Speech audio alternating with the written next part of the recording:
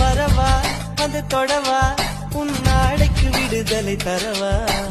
அவசரம் கூடாது அனுமதி தரும் வரையில் பொதுவா நான் சொன்னா நீ சொன்னபடி கேட்கும் காது